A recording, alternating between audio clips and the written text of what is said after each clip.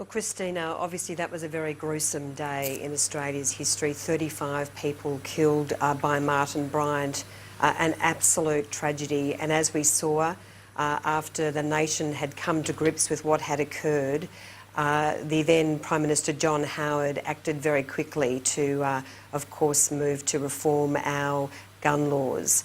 But as a journalist, it was very gruelling. I remember being down there and we were all offered counselling, and I actually went back there to mark the 20th anniversary last year with Lynn, the amazing nurse who told her story, and that was the story about which I won the Walkley. And it was still very emotional 20 years later.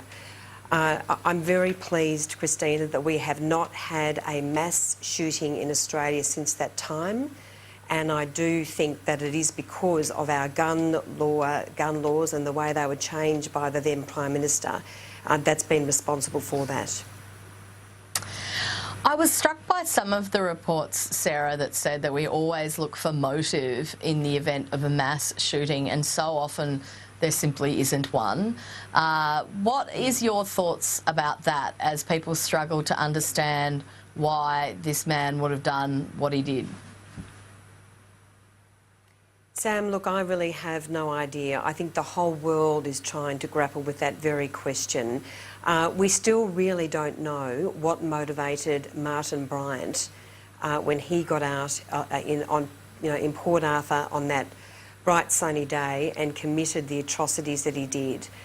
I think what's critical, you sometimes cannot explain the mind of a madman, and clearly this man who committed this atrocity in Las Vegas, it is an act of pure evil.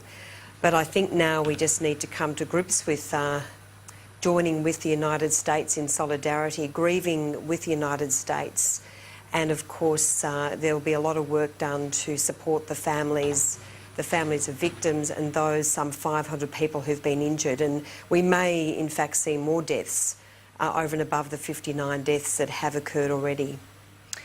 Sarah, you've been chairing this inquiry into family violence law reform. One of the things we know coming out of the United States is the vast majority of deaths that happen in that country due to firearms are not in mass shootings. They are either in accidents in the home, suicides, or murder, and far too many of those occur within a domestic situation.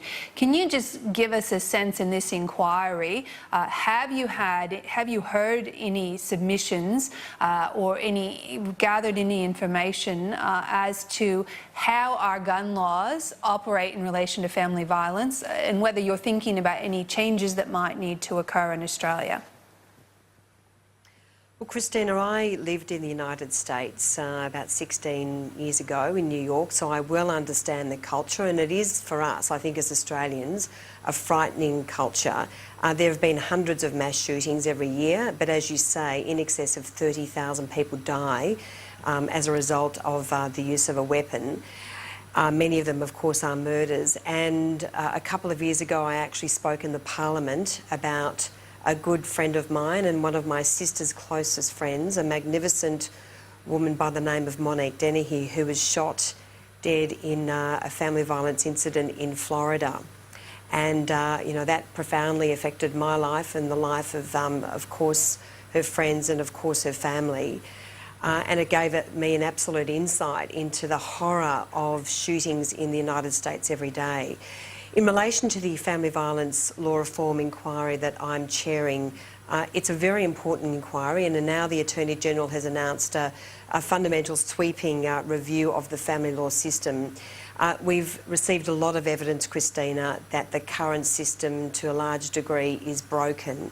Now, we're not specifically looking into gun law reform, and as I say, I think the reforms that were made by John Howard 20 years ago have resulted in there being no mass shootings since that time.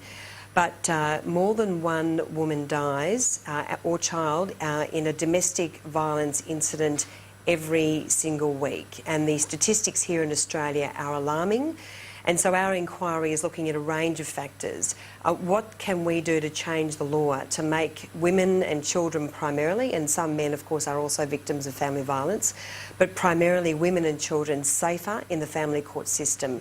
How can we give them more support? How can we ensure that when there's allegations of family violence, those allegations are determined early so that the right orders are made and that children and the victims of family violence are safe? I mean, we've received an overwhelming amount of evidence, and fundamentally major reform is required, and we'll be making some recommendations, I hope, by the end of the year.